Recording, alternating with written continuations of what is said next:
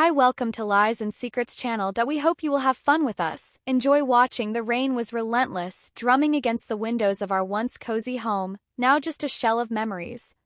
I sat in the dim light of the living room, the glow from the fireplace casting long shadows that danced with the flicker of my thoughts. I remember the day Brad left. The silence that followed was deafening, a stark contrast to the constant noise of our arguments. It was in that silence I found solace in Arthur's unwavering companionship. His loyalty was a balm to my shattered heart. That night after Brad's departure, I didn't want to be alone. I invited Arthur onto the bed, something Brad had always disapproved of, the warmth of his fur, the steady rhythm of his breathing. It was comforting, grounding. But what happened next was unexpected.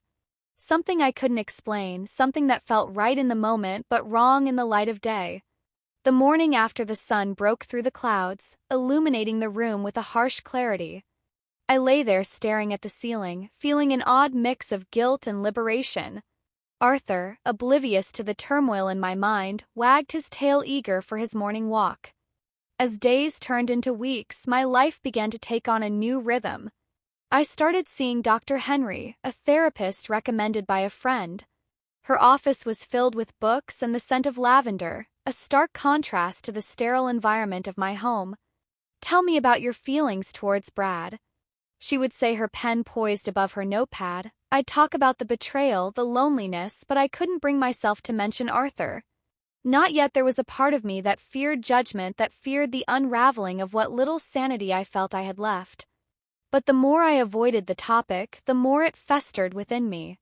My nights were haunted by dreams where the lines between human and animal blurred, where affection turned into something more complex, more taboo. The diagnosis came as no surprise, yet it hit like a ton of bricks: complex post-traumatic stress disorder with elements of dissociative behavior. Dr. Henry had set her voice gentle but firm. The room seemed to close in around me as she explained the implications, the need for medication, for therapy. But all I could think about was Arthur waiting at home, his eyes full of unconditional love, unaware of the storm brewing inside me. How could something that felt so right be so wrong? How could the comfort I found in his presence be labeled as a symptom of my unraveling mind? Questions swirled, unanswered, as I stepped out into the rain, the world around me as gray and uncertain as my future. I walked through the rain, each drop a cold reminder of the isolation. I felt the streets were nearly empty. The gray sky above, mirroring the turmoil within my steps, were heavy, weighed down by the diagnosis and the unspoken truth about Arthur. At home, Arthur greeted me with his usual enthusiasm, his tail a blur of motion. I knelt down, wrapping my arms around him, feeling the warmth of his body against the chill that had settled in my bones. His presence was a paradox, both my comfort and my torment. The days that followed were a blur of therapy sessions, medication, and the constant presence of Arthur. Dr. Henry had suggested keeping a journal, a way to external my thoughts to make sense of the chaos. I started writing, the pen moving across the pages like a confession detailing my life with Brad, the void left by his departure, and the strange solace I found with Arthur. One evening, as I sat at the kitchen table, the journal opened. Before me, my phone buzzed. It was Brad. His name on the screen sent a jolt through me, a mix of anger, longing, and confusion. I hesitated, then answered. "Fiona, we need to talk." His voice was strained, the familiar tone laced with something new, something I couldn't quite place. "What about?" I asked, my voice colder than I intended. "It's about us, about what happened. I've been thinking, and I think we should meet." The suggestion hung in the air, heavy with implications. Part of me wanted to slam the door on this conversation to keep the past buried. But another part, the part that still remembered the good times, was curious, maybe even hopeful. "'Kay," I finally said, the word tasting like betrayal to my own resolve. "When tomorrow at the cafe near the park, noon." After hanging up, I looked at Arthur, who had been watching me intently. His eyes seemed to question my decision, or perhaps that was just my guilt projecting. I reached out, stroking his fur, feeling the comfort and the confusion of our bond. The next day, I prepared for the meeting with a mix of anxiety and a need for closure. I dressed carefully, choosing an outfit that felt like armor against the emotions I knew would surface. Arthur watched me, his head tilted as if he sensed the storm. Brewing at the cafe. Brad was already there, looking different, perhaps more reflective. We exchanged awkward greetings, the air thick with unsaid words. "I've been thinking a lot about us." Brad started his gaze, not quite meeting mine. "I realize now how much I've hurt you and I want to understand what went wrong." His words were like salt in an open wound. I wanted to scream, to tell him about the nights with Arthur, about the diagnosis, about the loneliness that had driven me to find solace in the most unexpected places. But I held back the fear of his judgment, of losing even this tentative connection, keeping me silent. Instead, I spoke of the betrayal of the loneliness, carefully skirting around the edges of my true feelings. Brad listened, his face a mask of regret, but I couldn't tell if it was genuine or just another performance. As we talked, I realized that this meeting wasn't just about closure. It was about understanding myself, the complexity of my emotions, the bond with Arthur. It all stemmed from a place of profound loss and a desperate search for connection. Leaving the cafe, I felt a weightlifter, not because of any resolution with Brad, but because I had faced part of my past. Yet the journey ahead was still murky, filled with questions about my mental health, about my relationship with Arthur, and about what it meant to heal from such deep wounds. The drive back home was a blur, my mind replaying the conversation with Brad over and over. Each word he spoke seemed to echo in the hollow space where my heart once beat with love for him. But now that space was filled with a tangled web of emotions, none of which I could easily untangle. When I arrived, Arthur was waiting by the door, his tail thumping against the floor in a rhythm that was both comforting and accusatory. I knelt to embrace him, his warmth seeping into me, but today it felt different. Comfort was there, but so was the weight of my secrets, the unspoken truths about our bond.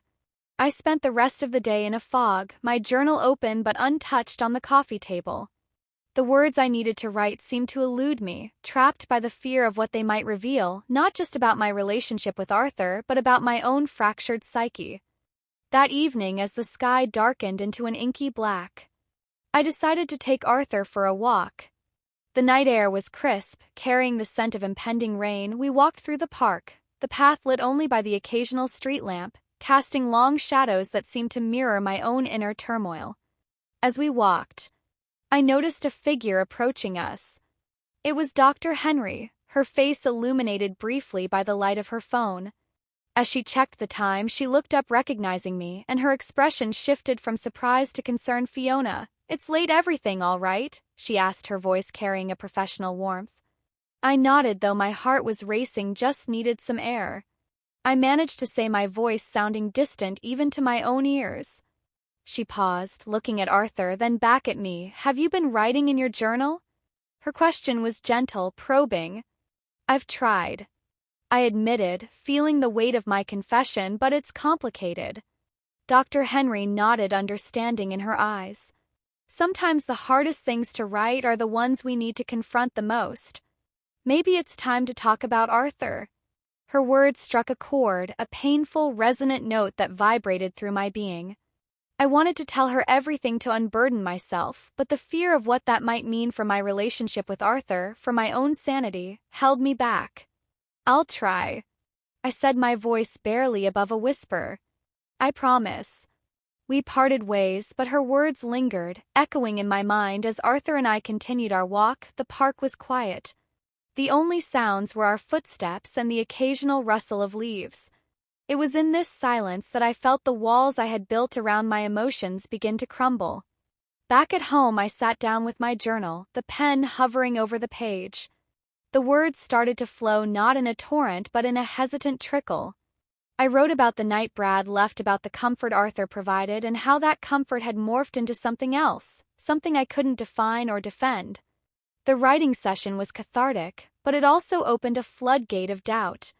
Was my connection with Arthur a symptom of my disorder, or was it something genuine, something that transcended human norms? The lines blurred, and with each word my confusion deepened. The next day I had another session with Dr. Henry.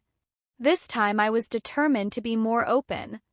As I sat in her office, the familiar scent of lavender doing little to calm my nerves, I began to speak.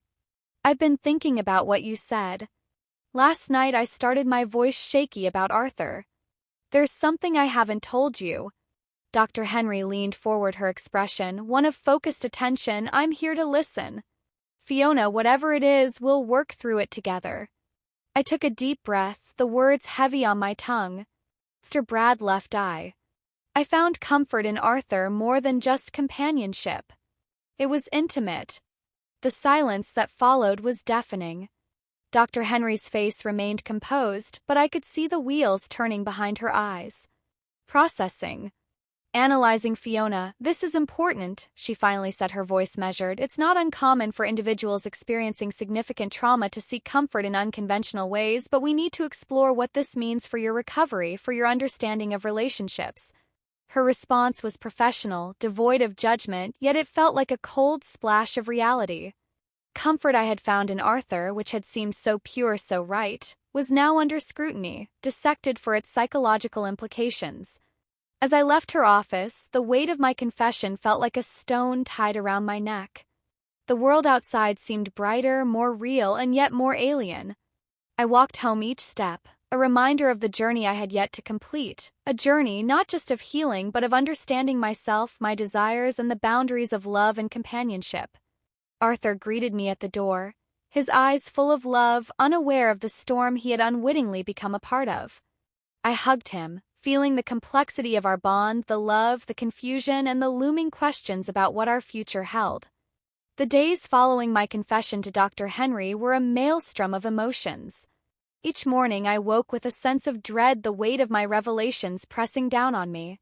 Arthur, ever the faithful companion, would nozzle against me, his presence a silent plea for normalcy. But normalcy felt like a distant memory, a luxury I could no longer afford. Dr. Henry had suggested we delve deeper into my relationship with Arthur to understand its roots and implications.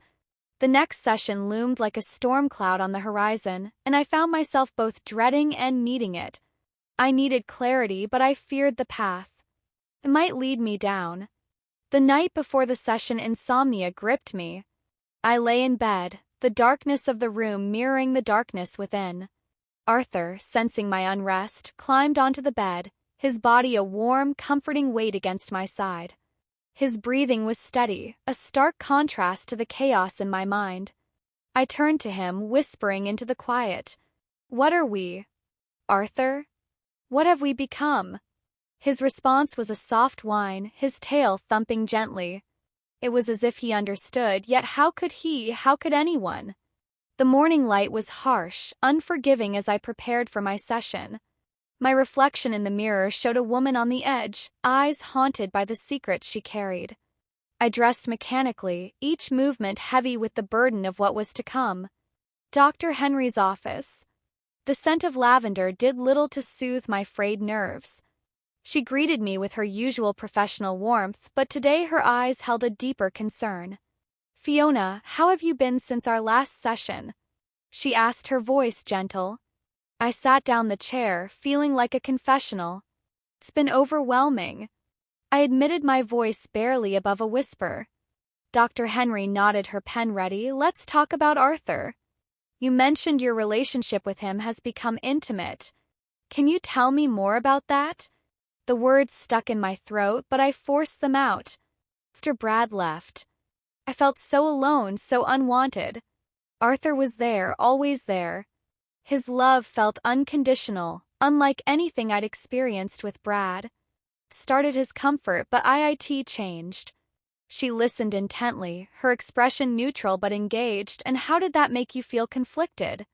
I said, the word tasting bitter. I felt a connection, a real bond. But then the diagnosis came, and suddenly it felt like I was using him to fill a void, to escape my pain. Dr. Henry leaned back, considering her words carefully. "Fiona, it's important to recognize that your feelings are valid, but we must also consider the ethical and psychological dimensions of your situation. Your bond with Arthur might be a manifestation of your need for connection, but it's also a symptom of your trauma." Her words were like a cold wind, chilling me to the bone. "So what does that mean for me?" For us? I asked, gesturing vaguely towards the door, towards home, towards Arthur. Means we need to explore healthier ways for you to cope with your loneliness and trauma. We need to redefine boundaries not just for your well-being, but for Arthur's as well. He's not just a pet, he's a part of your recovery. The session ended with a plan for further therapy, focusing on re-establishing my sense of self and understanding the complexities of human-animal bonds. As I left, the weight of my confession didn't lighten. Instead, it morphed into a new kind of burden, the burden of change. Walking home, the streets seemed to stretch endlessly, each step a reminder of the journey ahead. Arthur greeted me with his usual exuberance. But today I saw him differently, not just as a source of comfort, but as a being with his own needs, his own rights. That evening I sat with Arthur, my journal open, but instead of writing, I spoke to him. We need to find a new way. Arthur, a way that's good for both of us. His response was a tilt of his head, his eyes searching mine for understanding. The bond was still there, but now it was tinged with a new awareness, a new responsibility. Climax was approaching, not just in my therapy but in my life. The decisions I made next would define not only my path to recovery, but also the nature of my relationship with Arthur. As I sat on the edge of my bed, the weight of Dr. Henry's words still pressing down on me, the room was quiet, save for the soft, rhythmic breathing of Arthur, who lay beside me, his head resting on my lap. The world outside was dark, the occasional flicker of lightning casting eerie shadows across the walls, mirroring the storm brewing inside me. I looked down at Arthur, his eyes reflecting a trust and love that felt both comforting and suffocating. The realization hit me like a wave. My relationship with him had crossed boundaries that were not just societal but deeply personal and ethical. Arthur, I whispered, my voice breaking the silence. We need to change for both of us. He looked up, his tail thumping once against the bed in response. It was as if he sensed the gravity of the moment, the shift in our dynamic. The next day I woke with a resolve I hadn't felt before. The session with Dr. Henry had been a turning point, not just in therapy but in my life. I knew what I had to do, but the fear of losing the one source of unconditional love I had left made my hands shake as I dialed Dr. Henry's number. Dr. Henry. It's Fiona, I said when she answered. I need to talk about something urgent, of course. Fiona, what's on your mind? Her voice was calm, a stark contrast to the storm of emotions within me. I've decided. I started, my voice steadier. Now I need to find a new home for Arthur, a place where he can be just a dog, not what he's become for me.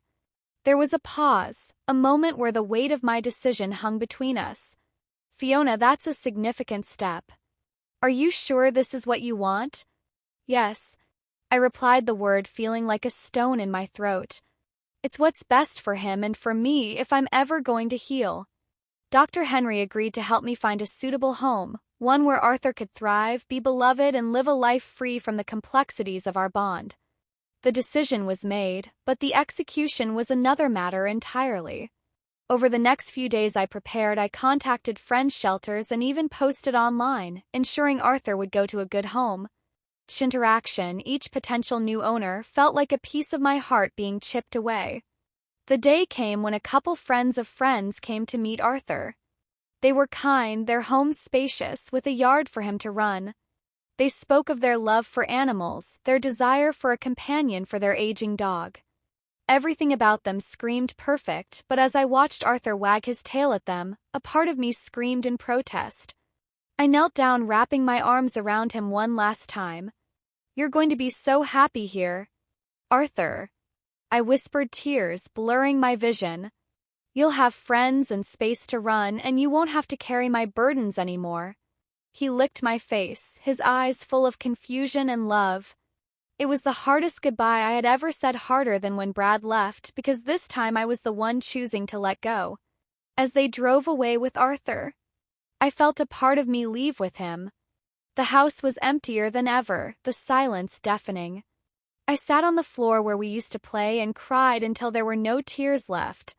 In the days that followed, I threw myself into therapy with a new vigor. Dr. Henry and I worked through the layers of my trauma, my need for connection, and the ethical lines I had crossed. It was painful, raw, but necessary. One evening as I sat alone, the emptiness of the house enveloping me, I picked up my journal. Instead of writing about Arthur, I wrote about Fiona, the woman who had lost herself in the shadows of her relationships, who had sought solace in the wrong places but was now finding her way back. As I closed the journal, I felt a strange peace settle over me. The storm had passed, leaving behind a clarity I hadn't known in years. I was still healing, still broken in places, but I was on the path to recovery. The house, once filled with the echoes of my turmoil, now held a quiet promise of renewal. Months passed, and with each session, each moment of reflection, I began to understand the depth of my own needs and the boundaries I had to set for myself. The therapy sessions with Dr. Henry became less about dissecting my past and more about building a future where I could stand alone yet connected in healthier ways. I started volunteering at an animal shelter, a place where I could give love without the complications that had marred my relationship with Arthur. The animals there, each with their own stories of loss and hope, taught me about unconditional love in its purest form. It was here I learned to love without needing to possess, to give without expecting anything in return. One crisp autumn day, as I walked through the park where Arthur and I used to roam, I met someone. Her name was Evelyn, and she was walking her dog, a gentle old retriever named Max. We struck up a conversation, our dogs playing together, and I found myself sharing bits of my story, not the darkest parts but the journey of healing. Evelyn listened, her eyes kind, her responses thoughtful. "It's brave what you've done," she said, her voice warm. Letting go is one of the hardest things we do, but it's often where we find our true strength. Her words resonated, and over time our meetings became more frequent. We talked about life, about loss, and about finding new beginnings in unexpected places. Thank you very much for watching. Leave comments. Put like, share with friends.